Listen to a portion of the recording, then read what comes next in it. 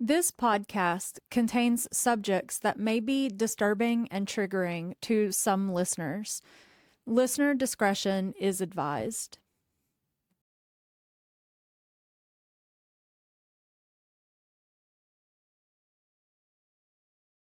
Conference against racism that was held last week in South Africa. You attended on behalf of UNICEF.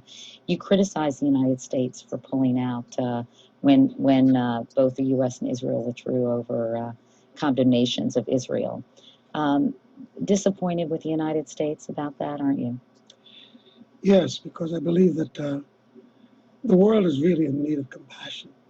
And the world is really in need of voices that will come to the table with reason and lead people to a new level of thinking. And the United States, which dominates so much of the world order, I believe has a responsibility to lead the world to a new level of thought, or at least open up debate so that new information can come into the discourse, so we may be able to shape policies that are a little bit richer than the policies we've been applying all along. That doesn't seem to be taking us out of the abyss of violence, killing, anger, rage, and I think we should be less arrogant about how we use our resources. Obviously, delegates left with sort of instructions on how to improve the situation in their respective countries. But do you think that this conference will really have an impact on the average person in the world in terms of racism, intolerance, etc.? Yes, I do. I believe it'll be a while before a lot of the resonance from this gets into the mainstream experience. But it's a beginning. Remarkable men and women from all over the world of enormous intelligence sat at the table and debated issues that were most volatile. And I think conclusions were reached that will set a platform for future encounter. Well, let's hope so. Harry Belafonte, as I said, it's a thrill to be with you. Thanks so much for coming in, and best of luck with your project. The anthology, once again, is called The Long Road. The clip I just played for you was taken during the Today Show on NBC on the morning of September 11th, 2001, just moments before the first plane struck the North Tower of the World Trade Center in New York City. It is an interview of singer, actor, and outspoken social activist Harry Belafonte. While he rose to fame through his singing career, he frequently utilized his platform to fight racism, poverty, and oppression, even working alongside his lifelong friend Martin Luther King Jr. before MLK's assassination in 1968. In this interview, Belafonte, a Black man with generational roots steeped in oppression and systemic abuse, calls for more compassion and empathy within humanity. He calls for a world with more leaders of thought that are focused on improving world policies and rights for the people that live on this planet over wasting resources on things like war and greed. After the events of 9/11, his stance on how to approach the darkness of the world did not shift. He heavily criticized the Bush administration for starting a war and occupying the Middle East for oil. Later, he criticized the Obama administration for its role in the war as well. He saw United States foreign policy as modern-day colonialism, perpetuating oppression on a global scale. He even went as far as calling President Bush a terrorist. Given the information that is available and accessible today about the Iraq War and the connections between Israel and the United States, I absolutely agree with his observations. The people within this country that can't see it have skewed perceptions of reality, heavily influenced by fear-mongering, nationalist propaganda disguised as patriotism. 9/11 altered the way many U.S. citizens look at the world and her people. It was the event that drastically took us out of a timeline of rapid progression into the backslide of human rights that we are in today. Our country, and in turn the world, in which we have been a power player for decades, went the opposite route of the message of Harry Belafonte sent out that day. He stood by his message, even as he grieved the unnecessary suffering of what happened. Our country, on the other hand, has allowed the trauma to consume what it means to be an American. We didn't care about healing from trauma that we collectively endured. We wanted to have our revenge. That is exactly where our leaders took us because they had ulterior motives behind their decisions, just like they do today. They just needed a reason for the citizens to get on board with a new war, so they manufactured one, just as they scapegoat immigrants in our country today.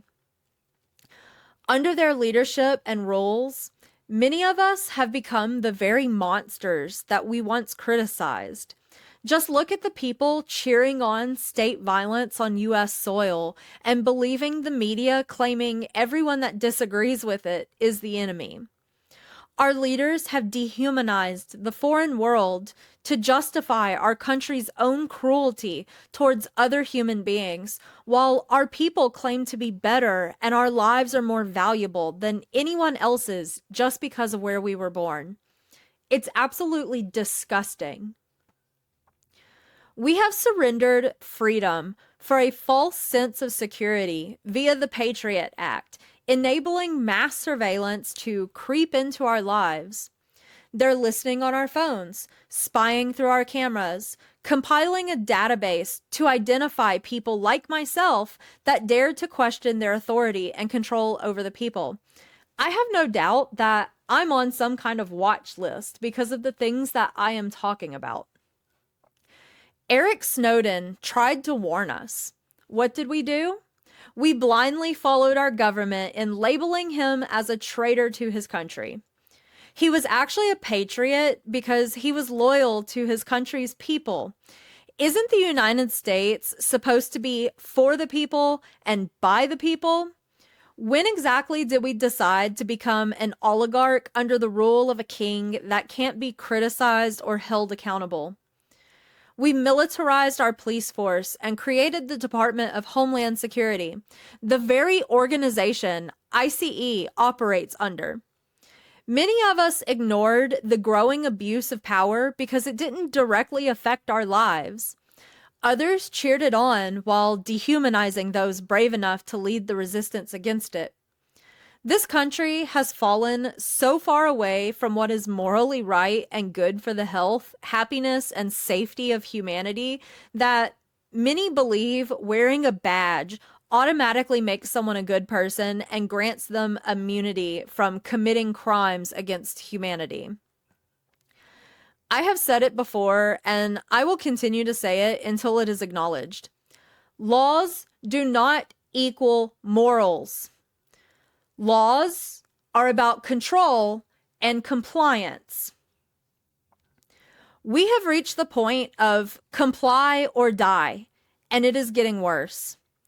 Are we free people, or do we live in a giant open-air prison that isn't completely built and in full operation just yet?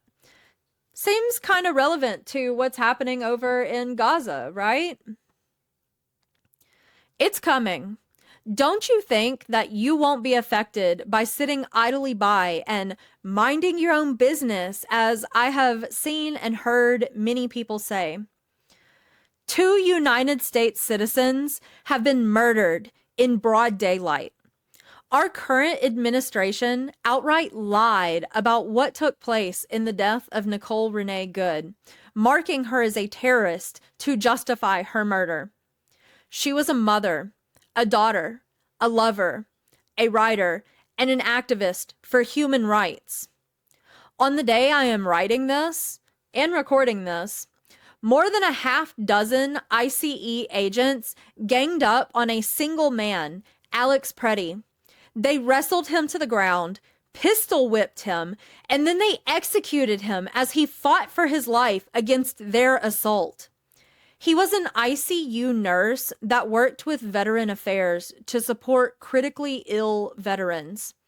He helped his community and cared about the people that the government chews up, spits out, and throws away like trash. They said they killed him because he had a gun, but I thought we valued our Second Amendment right here in the US. He was a legal gun owner without a criminal record trying to defend himself and his neighbors from thugs. Why is ICE allowed to be armed to, quote, protect themselves, unquote, against people trying to support their families, but protesters standing in solidarity with fellow human beings that are being hunted like animals aren't allowed to protect themselves when ICE is literally abusing and killing people? This is exactly why our Second Amendment exists. And the people that are the loudest about my Second Amendment rights are the people that are supporting this state sanctioned violence.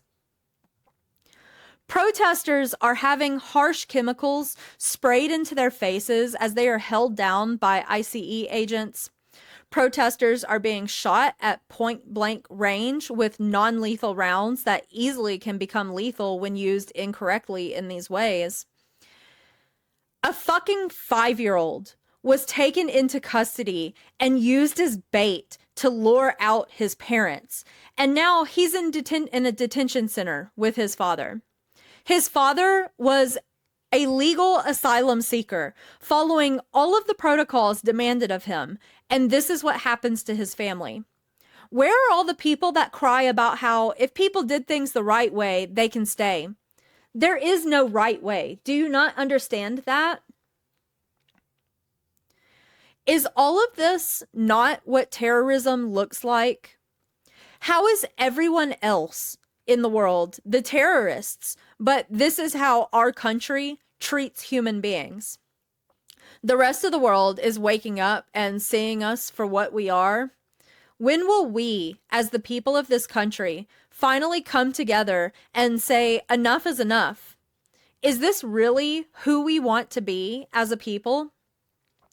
When I look at what ICE is currently doing to human beings, both immigrants and citizens, without any kind of accountability, I understand this is a culmination of decades worth of propaganda and the collective wound left behind from 9/11 that was never treated correctly and allowed to heal properly.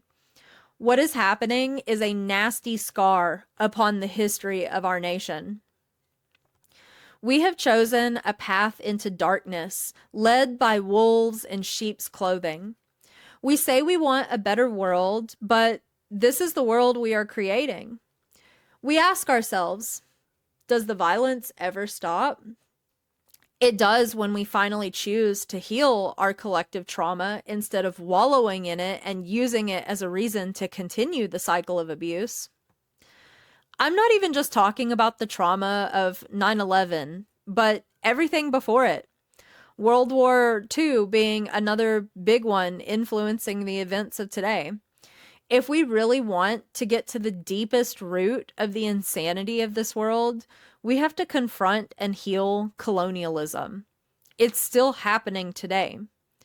What ICE is doing is what colonialism looks like in modern day. What is happening in Gaza to the Palestinians is what colonialism looks like today. Amongst many other examples worldwide, all perpetuated by the American government backed by Zionists. All of this for what? Some imaginary borders our leaders drew in our blood and that of our ancestors. Made up labels we force onto each other to give ourselves an excuse to hate one another. Books written by men claiming to speak for God while placing themselves onto pedestals as the chosen people. Narcissistic leadership that manipulates the masses through coercive control. For those of you that don't understand what a trauma bond is, this is it. We're living in it. Fear, lying, gaslighting, and victim blaming. Love bombing, claiming they care about us when they are just telling us what they know we want to hear to keep us attached to their power over us. Humanity is legitimately living in psychosis, believing anyone is free under the systems those on top have built. They have us believing we have to fight wars for peace when we could just choose to have peace and not listen to the bullshit that they're feeding us. No one truly wins in a war except for those on top that make money off of it. The rest of us are all just left damaged in some way, trying to figure out how to put our broken pieces back together again before those leading us force us to repeat the cycle like a hamster on a wheel. We don't have to choose any of this. We don't have to listen to them. We can unite and choose a new path of light instead of darkness. People pray to get into heaven and avoid hell, but newsflash, look around. We're living in hell. Can't you see it? Mr. Belafonte's message has only grown in urgency and importance since that day. I hear a lot of people questioning how we even got here. I really hope you are still listening because it is my intention to help you understand. It goes so much deeper and back so much further than the events of 9/11, but I want to focus on the social atmosphere that event triggered on domestic soil. Our society has been a ticking time bomb since that day, and it's ready to explode. Let's take a time machine back to the 1990s for just a moment. Many people look back on this period with nostalgia as they recall the art and culture of the decade, but they also overlook the paranoia that was creeping underneath the surface of society. The 90s saw a rise in extreme violence on domestic soil within the United States. Don't get me wrong, our country has a very violent, oppressive history, but the 90s is the point in time when white Americans began to experience the very violence and fear people of color and other countries already knew the impact of at the hands of colonization. The first key moment I want to acknowledge is a prime example of this. On March 3rd, 1991, Rodney King was brutally beaten by LAPD during his arrest after a high-speed pursuit for driving under the influence. The way the police treated him mirrored law enforcement during the time of segregation and Jim Crow laws, and going even further back, that of early law enforcement of the slave patrol during the colonial period. The officers, which is really doing injustice to call them that when they are actually thugs, were acquitted of charges of excessive force. The 1992 LA riots began within hours of this acquittal as a result of the outrage at the ongoing mistreatment of minorities. In 6 days, 63 people were killed while more than 2,000 were injured. The riots came to an end after the National Guard and Marine Corps were deployed to reestablish control. Rodney King himself advocated for a peaceful resolution. I would like to tell you the excessive use of force stopped there, but if you've been paying attention to anything happening within the United States since then and you don't fall for the propaganda, you can clearly see that it did not. I have my own personal experiences with police brutality, manipulation, and falsifying statements in a police report that I shared in my previous episode if you want to know more. Continuing on with the climate of the 90s, though, we saw an attempt at the first major foreign terrorist attack on the country. Not on the land, though, when we factor in what was done to the Native Americans prior to the establishment of the United States. But the citizens that support war and brutality like to overlook and downplay that part of our history. It just doesn't fit their narrative. This attack was a truck bombing in the parking garage of the North Tower of the World Trade Center, meant to collapse the building into the South Tower, intending to kill tens of thousands of people. It failed, of course, but it still killed 6 people and injured over 1,000 others. This bombing has connections to the CIA Operation Cyclone during the Reagan administration, which funded and trained Islamic militant groups that would later give birth to both Al Qaeda and the Taliban. The man that carried out this bombing was directly connected to Al Qaeda, the same group that was responsible for the 9/11 attacks. The Middle East was intentionally destabilized by the US government.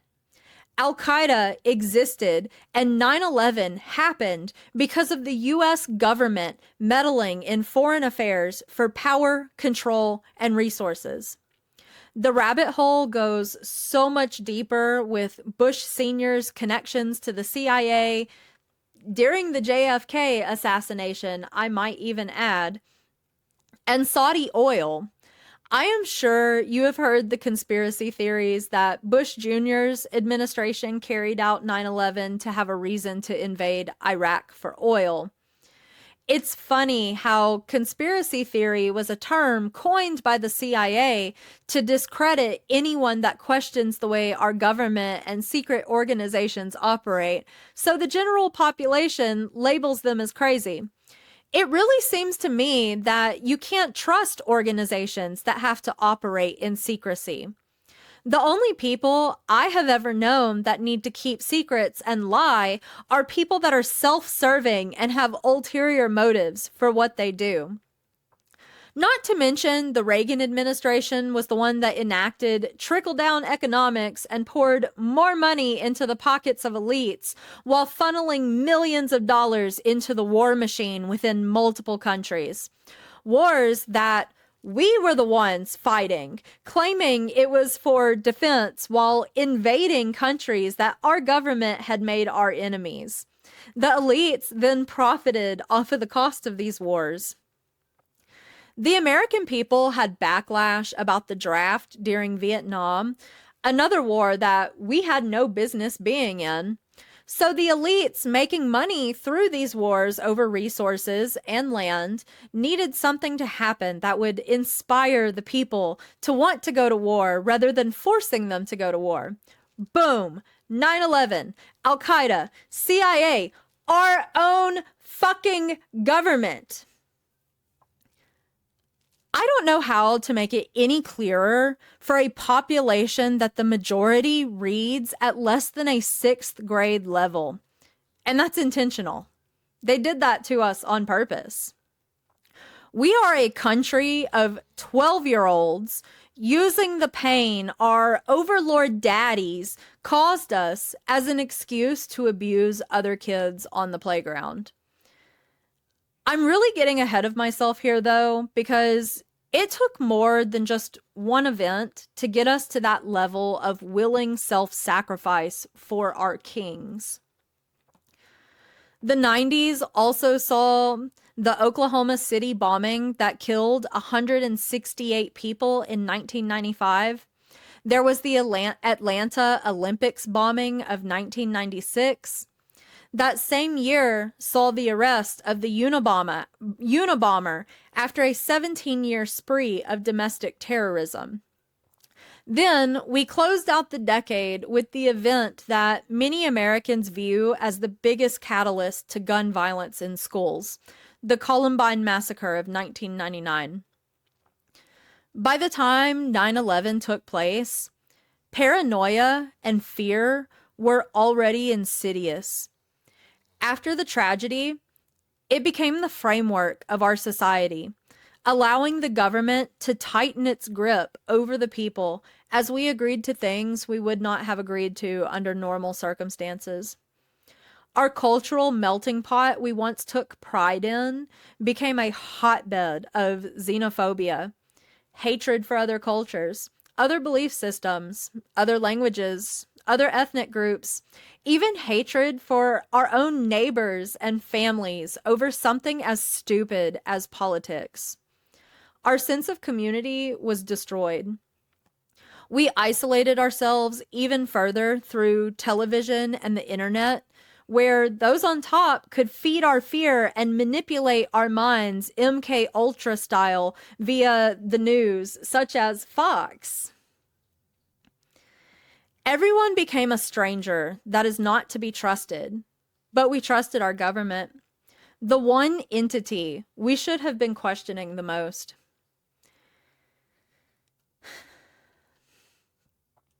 Hatred is a byproduct of fear and feeling out of control. It stems from a dysregulated nervous system that is stuck in fight, flight, fawn, or freeze response because it is unable to feel safe after experiencing trauma. Trauma can radicalize even the kindest of people into the very abusers they claim to be fighting. It's a cycle of generational abuse and trauma that does not end until we make the decision as a collective to get off the merry-go-round. Trauma causes us pain that we then project onto the world and people around us. It affects the way we think, feel, react, and respond. Innocent people get caught up as scapegoats in our desire to make someone pay or feel the same hurt we feel. This is exactly what is happening in our society today, with US citizens openly supporting fascism, believing it will make a better world by creating more suffering. The people that believe that, though, show every day how unhappy they truly are, because no matter how much suffering they witness, it isn't enough for them. They call for more. They call for even more cruelty while calling the people that they're targeting evil. It is madness. It is psychotic. We are rats in a cage being experimented on by our leaders, and we're eating at each other instead of working together to bust through the cage we were placed within. When I look at the cruelty in the world, I think about how much pain I have endured in my own life. At times, I hurt people because I was hurting, and I didn't realize why I was the way I was. Now that I can see everything so clearly, I have been working to heal my trauma. It has not been easy admitting I was a shitty person on more than one occasion. Being honest with myself and admitting my mistakes has helped me heal old wounds left behind from experiences that mirror what is happening on a larger scale. Narcissistic abuse, neglect, childhood sexual trauma, physical abuse, religious abuse, assault, and more. I don't want any human to have to experience and live through the horrible things that I have. At this point in my own personal evolution, I am just struggling to wrap my mind around why we want to continue with creating suffering. I know it comes from a heart that doesn't understand how to hold love. I know it comes from pain and psychological abuse, but why are we settling for this? Because trauma is a comfort zone. We have forgotten what it means to love. Maybe some of us have never known that in this life, even as children.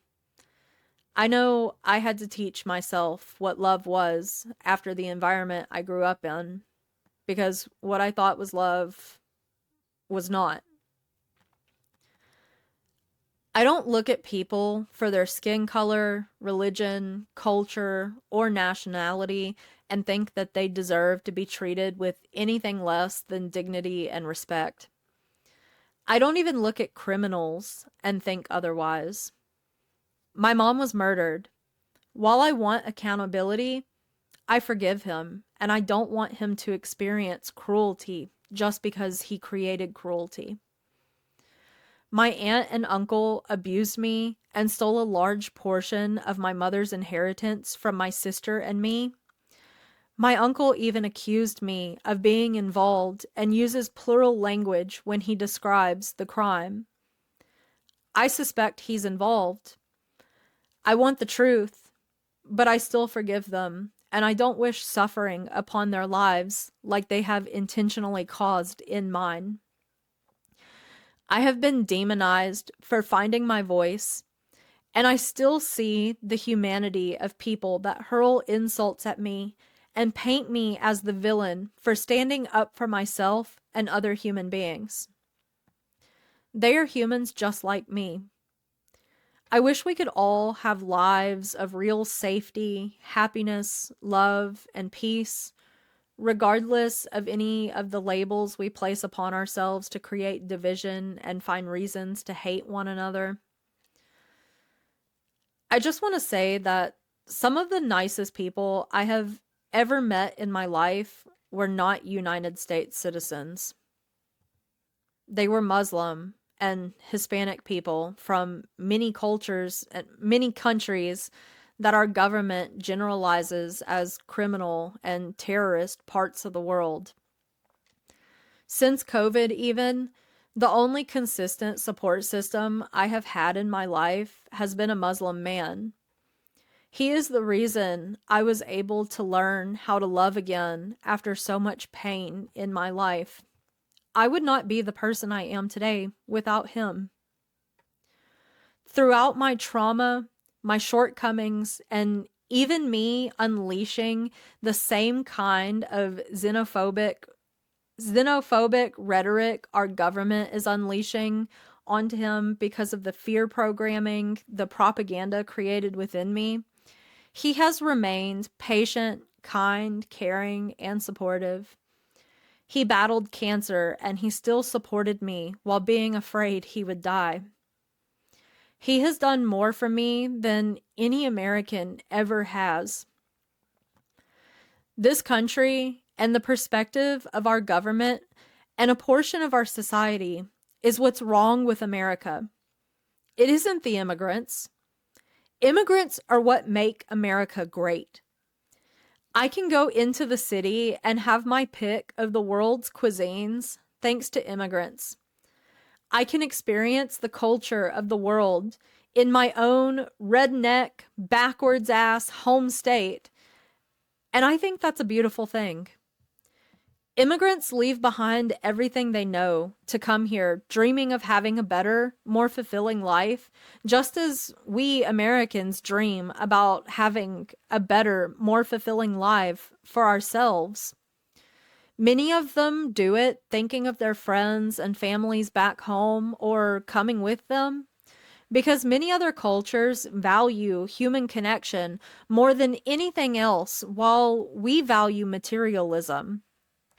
Muslims, especially, have a habit of calling everyone brother and sister, regardless of whose blood or not. I have met many interesting and kind people thanks to what immigrants bring to the United States. This episode was actually inspired by a night I had recently at my new regular hookah spot.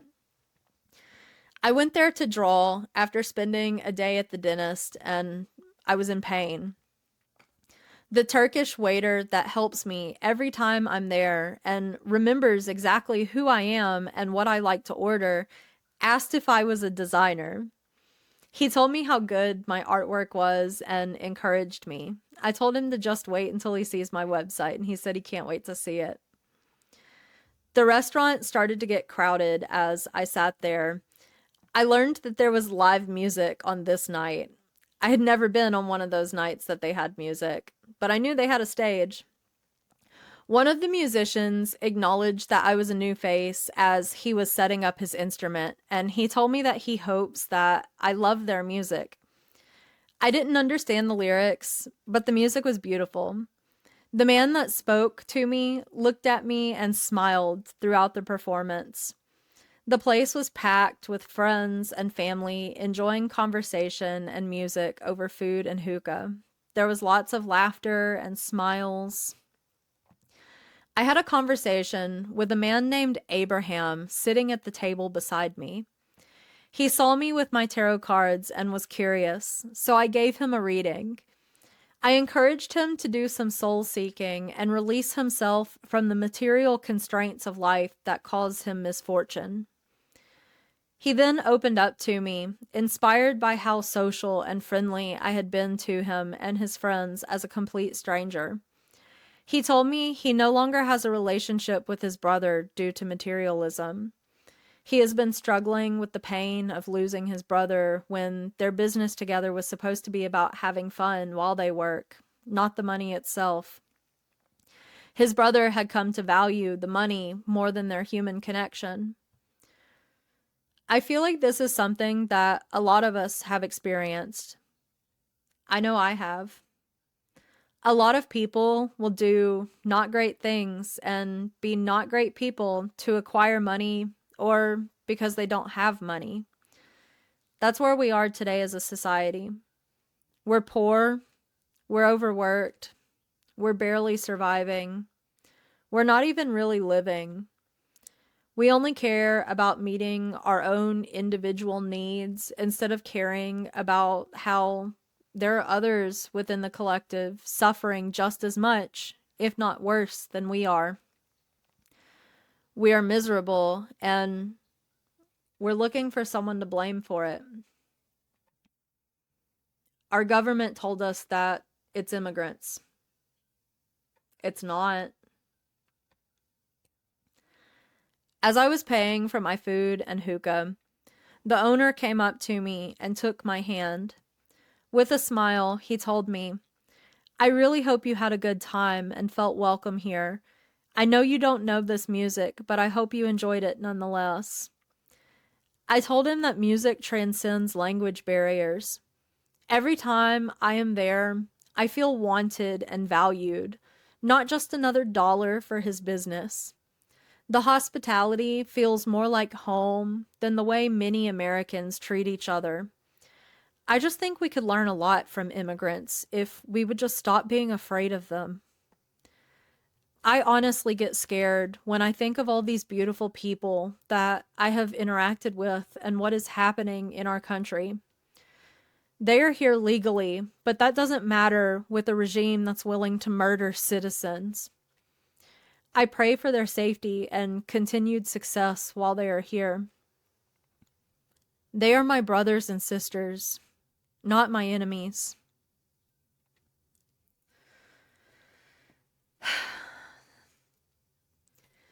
Well, thank you so much for taking the time to listen to what I have to say if you are still here. This has been Right from the Soul with the Electric Honeypot Project, where energy is the nectar of life. In this hive, we know that energy does not lie, but sometimes people do. And if this resonated with you on any level, please like this video, drop me a comment down below, sharing your thoughts, share it with a friend, and be sure to subscribe to my channel. I would love to have you join the hive and assist me in peacefully fighting, peacefully protesting, uh, being a peaceful activist for truth, justice, liberty for all. I know the ending was kind of rough. It's pretty late at night by the time I'm recording this. But that is what I have for you today. Remember to stay curious and question everything.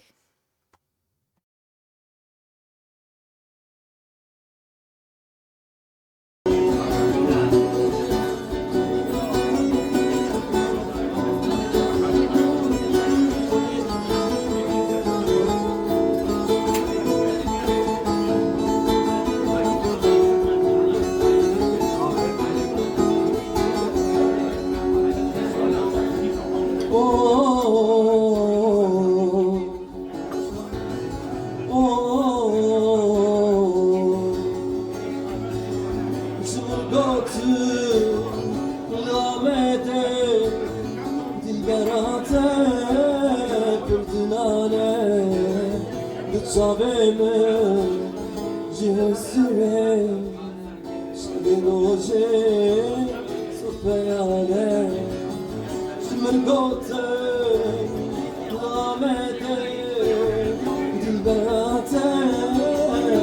Dinale Dicaveme Jihesiye Şeviroje Stepeyale Gotin buke Lipisuke Çirokavi Turdileje Destin ojdar Birin dare Bunenuka Takıreje Gotin Lipisuke Çirokavi Turdileje Destin ojdar Birin dare Bunenuka Takıreje